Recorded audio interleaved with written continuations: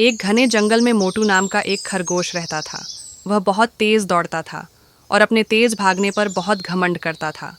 जंगल के सभी जानवर उसकी तेजी की तारीफ करते थे, लेकिन मोटू हमेशा दूसरों का मजाक उड़ाता था।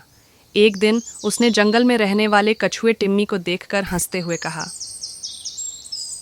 अरे टिम्मी, तुम तो बहुत धीमे हो। अगर तुम मुझसे दौड़ लगाओगे तो मैं तुम्हें 1 मिनट में हरा दूंगा। टिम्मी बहुत शांत और समझदार था। उसने मुस्कुराते हुए कहा, अगर तुम चाहो तो हम एक दौड़ लगा सकते हैं। जंगल के सभी जानवर यह सुनकर बहुत उत्साहित हो गए। अगले दिन हिरण ने दौड़ की शुरुआत की घोषणा की। दौड़ का रास्ता जंगल के बीच से होकर एक बड़े पेड़ तक जाता था। मोटू बहुत आत्मविश्वास से भरा हुआ था। उसने सोचा, मैं कछुए से कहीं ज़्यादा तेज़ हूँ। मुझे तो बस थोड़ा दौड़ना है और जीत मेरी होगी। जैसे ही दौड़ शुरू हुई, मोटू तेज़ी से भागा और कुछ ही देर में कछुए से बहुत आगे निकल गया।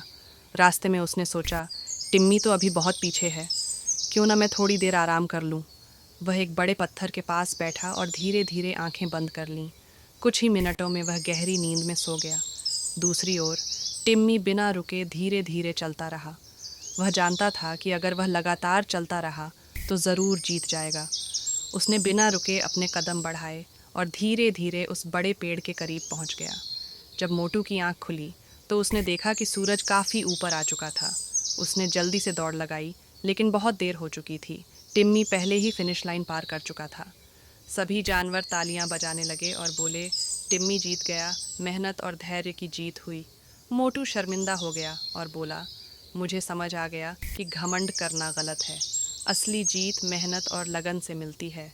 यह कहानी हमें सिखाती है कि धैर्य और लगातार मेहनत करने से हम किसी भी लक्ष्य को हासिल कर सकते हैं।